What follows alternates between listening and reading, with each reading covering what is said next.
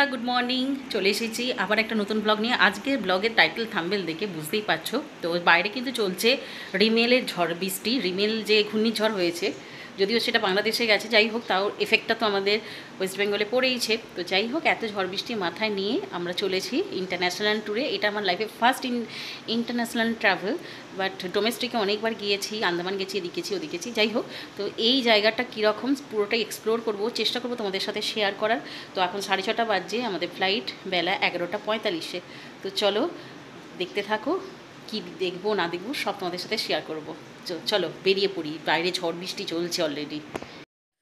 তো বন্ধুরা, আমরা ফাইনালি এয়ারপোর্টে চলে এসেছি। আর এই ভিডিওটা কিন্তু অনেক পুরনো, যেহেতু আমার শরীর খুব খারাপ ছিল। আর এই যে রিমেলের কথা বললাম, সেটা 26শে মে হয়েছিল। আর আমাদের 26শে মেই রাত্রির 11:45 ফ্লাইট ছিল। সেটা রিশিডিউল হয়ে পরের দিন অর্থাৎ 27শে মে 11:45 হয়েছে। তো বাধ্য হয়েই ঝড় বৃষ্টি মাথায় নিয়ে আমরা আমাদের ডেস্টিনেশনে উদ্দেশ্যে রওনা হয়ে গেছি। আর ভেবেছিলাম হয়তো এই এত বড় ইন্টারন্যাশনাল ট্যুরটা আমরা করতে পারবো না। আর আমরা যেহেতু অনেক দিন আগে থেকে প্ল্যানিং, তো যাই হোক ভগবানকে ডেকে আমরা বাড়ি থেকে বেরিয়ে পড়েছি। আর ফাইনালি দেখো, সিঙ্গাপুর এয়ারলাইন্স আমাদের নিতেও চলে এসেছে। এই দেখো অলরেডি আমাদের ফ্লাইট ঢুকছে। আমাদের সমস্ত কিছু বোর্ডিং পাস, চেকিং সমস্ত কিছু হয়ে গেছে। তো ফ্লাইটের জন্যই অপেক্ষা করছিলাম। আর কাঁচের ভিতর থেকে আমি ভিডিওটা করেছি, তাই দেখো কাঁচের উপরে জলে ভর্তি, মানে তখনও বৃষ্টি হচ্ছে। তো আমরা ফাইনালি সিঙ্গাপুর এয়ারলাইন্সে ফ্লাইটে উঠে পড়েছি। আর এখানে দুপুরের লাঞ্চও দিয়ে দিয়েছে।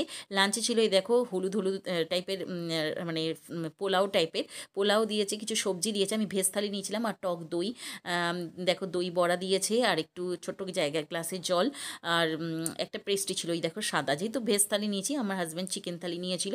তো যাই হোক, ভালো করে তো খাওয়া হয়নি, কেননা আগের দিন রাত্রিবেলা টেনশানেই ছিলাম কি করে পৌঁছাতে পারবো। তো ফাইনালি আমরা সিঙ্গাপুর চাঙ্গি এয়ারপোর্টে পৌঁছে গেছি। তো চাঙ্গি এয়ারপোর্ট থেকে আমাদের কানেক্টিং ফ্লাইট রয়েছে চাঙ্গি এয়ারপোর্ট টু ডেনপাসা। ডেনপাসা হচ্ছে ইন্দোনেশিয়ার, যে আমরা যে জায়গাটা যাচ্ছি বালিতে, বালির একটা এয়ারপোর্ট। তো ওখানে বোধহয় দুখানা এয়ারপোর্ট রয়েছে, তাও আমরা যাচ্ছি ডেনপাসায়। তো নেক্সট ফ্লাইট আমরা উঠে পড়েছি ডেনপাসা যাওয়ার উদ্দেশ্যে। এখানে সকালবেলা ব্রেকফাস্টে কি একটা ওই নাগেট টাইপের, চিকেন নাগেট টাইপের দিয়েছে, টক দই দিয়েছে, পাউরুটি দিয়েছে।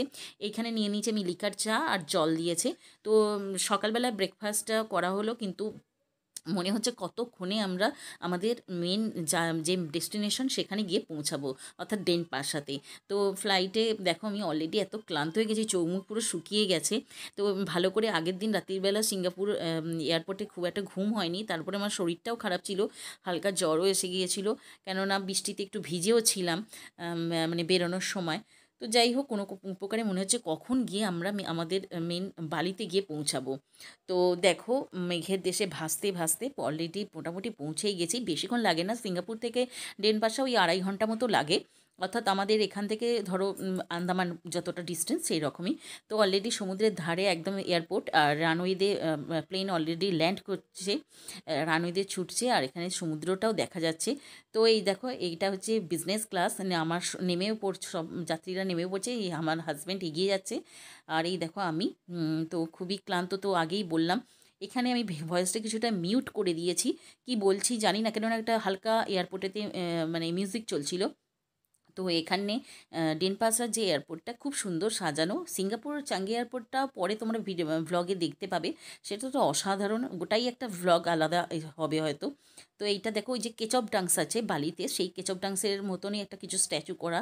তো এখানে কিন্তু যারা ইন্টারন্যাশনাল ট্রাভেল করে থাকো তোমরা সবাই জানো, অনেক প্রসেস থাকে। আমরা একটা দেশ থেকে যখন অন্য একটা দেশে যাই, চেকিং হয়, হাজারবার চেকিং যাকে বলা হয়। তো ইমিগ্রেশান, তো তারপরে বারবার করে চেকিং, তারপরে ফেস চেকিং, অনেক কিছু ব্যাপার থাকে। তারপরে তো এমনি লাগেজ চেকিং বা এসব রয়েছে। তো এখানে ইমিগ্রেশনের ব্যাপার চলছে, তারপরে মানি এক্সচেঞ্জের ব্যাপার, সমস্ত কিছু কমপ্লিট প্রসেস করে তারপরেই আমরা কিন্তু সরাসরি চলে এসেছি একদম প্রথম যে আমাদের টুরিস্ট স্পট, সেখানে কিন্তু আমাদের লাগেজ চলে গেছে আমাদের হোটেলে। যেহেতু একটা দিন আমরা লস করেছি, অর্থাৎ রিমেলের জন্য আমরা পৌঁছাতে পারিনি, আমাদের ফ্লাইট ডিশিডিউল করা হয়েছিল নেক্সট দিনে। সেই জন্য আমরা সময় নষ্ট না করে আমাদের লাগেজ অলরেডি হোটেলে পাঠিয়ে দিয়েছি, আর আমরা এখানে অলরেডি মানে ফ্লাইট থেকে নেবেই ট্যুর করতে স্টার্ট করে দিয়েছি।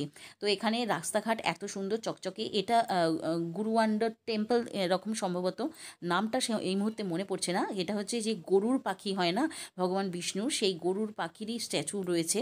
তো সেটা হয়তো সবটা দেখা যাচ্ছে না। তো যাই হোক, এটা একটা ছোট গাড়ি, এগুলো এই দেখো গরুর পাখির মুখটা। তো ফাইনালি তোমাদের দেখাতে পারলাম, ভেবেছিলাম হয়তো ভিডিওটা শ্যুট করিনি। তো এর ভেতরে, মন্দিরের ভেতরটা এইরকম। এখানে দেখো রাক্ষস টাইপেরই বেশিরভাগ স্ট্যাচু। এখানকার যে মানে দেবতা বলতে পারো, যে হিন্দুদের দেবতা, তো সে এখানে ম্যাক্সিমামই এই রকমই টাইপের একটা মানে ভয়ঙ্কর মূর্তি টাইপেরই ম্যাক্সিমাম স্ট্যাচু। এখানে অনেক মানে ম্যাক্সিমামই ফরেনার। তো সবাই মানে সব কিছু লেখা আছে এই স্ট্যাচুগুলোর নিচে, সবাই পড়ছে। তো আমি যতটা পেরেছি মানে ভিডিওটা করার চেষ্টা করেছি। তো এই যে এর মেন হচ্ছে এখানে মন্দিরটাই মেন। এটা হচ্ছে উলুন্ডালু টেম্পল। এটা ভারত মহাসাগরের একদম ধারে অবস্থিত। আর সবাইকে দেখো একদম বেগুনি কালারের লুঙ্গি পরে। তো এটা এখানকার নিয়ম, প্রত্যেককেই কিন্তু বেগুনি কালারের এই লুঙ্গিগুলো কোমরে জড়িয়ে নিতে হবে। ওই লুঙ্গিই বলি, সমস্ত মানে একটা কাপড় আর কি, কাপড় জড়িয়ে নিচ্ছে ওই লুঙ্গির মতনই। তো যাই হোক, এখানে কিন্তু প্রচণ্ড হনুমান বা বাঁদরের উৎপাত। তো যাই হোক, এই দেখো আমি ফাইনালি, হাজব্যান্ড ভিডিও করে দিচ্ছিল, তাই কথা বলতে বলতে আমাদের সাথে যারা গিয়েছিলো তাদের সাথে কথা বলছি। আর ফাইনালি আমরা হোটেলে এসে পৌঁছেছি। হোটেলটা বেশ সুন্দর। এখানটা একটা ছোট্ট করে কিচেন রয়েছে, এই দেখো। এই যে চায়ের সেট ফেট রয়েছে।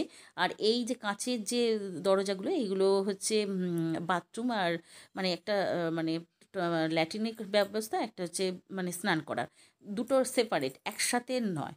তো এই রকমই এগুলো পুরো কাঁচেরই দরজা।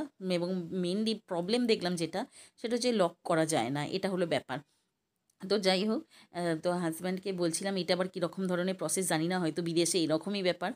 তো এটা তো আর ইন্ডিয়ার মতন ব্যবস্থা নয়। ইন্ডিয়াতে যেরকম একসাথেই বাথরুম এবং যেটা টয়লেট বা ল্যাট্রিন একসাথেই হয়, তো থাকে, সেই রকম না। তো এখানে দেখছি যে ইয়েতে এখানে টুথপেস্ট, মাজন সমস্ত কিছু দিয়ে দিয়েছে। আর এখানে একটা ছোট্ট ফ্রিজ রয়েছে। আমি ভাবছি ফ্রিজের ডোরটা বোধহয় এই দিক দিয়ে, বারবার খোলার চেষ্টা করছি, বাট ফ্রিজের ডোরটা হচ্ছে অপোজিট দিকে। তো আমি সেটা বুঝতে পারিনি, তো তোমাদের সাথে সেটাই শেয়ার করতে পারলাম না। আমি খোলার চেষ্টাই করলাম। আর এখানে হচ্ছে ডবল বেড, আমাদের ছেলে ছোট বলে আমাদের ডবল বেডই হয়ে গেছে। বেডটা যথেষ্টই বড়, ছোট না। এখানে সোফা আছে, টেবিল আছে, আর এখানে একটা ছোট্ট ব্যালকনি রয়েছে। আমার ছেলে তো দেখে তো অভিভূত, একদম সুইমিং পুল আছে সামনে। ওর মনে হচ্ছে যে একটুখানি গিয়ে আমি স্নান করি। তখন এত ক্লান্ত মনে হচ্ছে যে কখন খাওয়া দাওয়া করে ঘুমাবো। এটাই হচ্ছে মেন ব্যাপার। কেননা আগের দিনে সিঙ্গাপুরে ঠিক করে আমাদের ঘুম হয়নি, একটা রাত্রির আমাদের এয়ারপোর্টে থাকতে হয়েছিল। পরের দিন সকালবেলায় আমাদের কানেক্টিং ফ্লাইট ছিল বলে।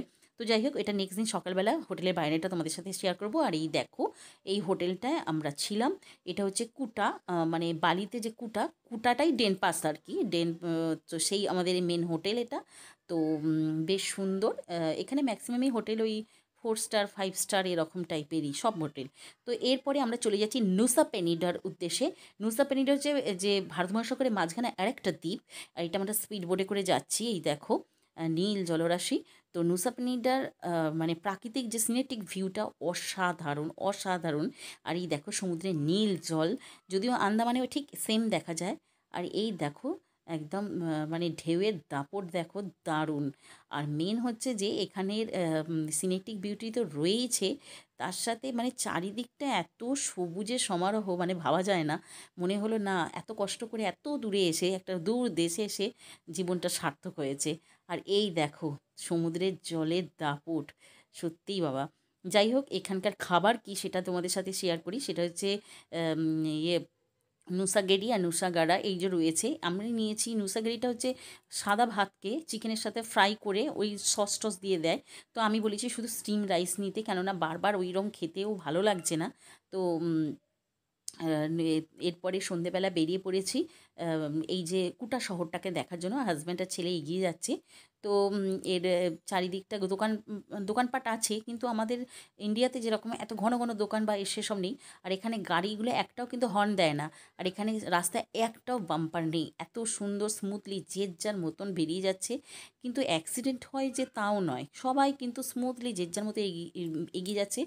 আর এখানে একটা স্ট্যাচু দেখতে পেলাম। যাই হোক, মোটামুটি ভিডিওটা এইটুকুনি আপাতত শেষ করছি। পরবর্তী ভিডিও আসছে, তার জন্য চোখ রেখো।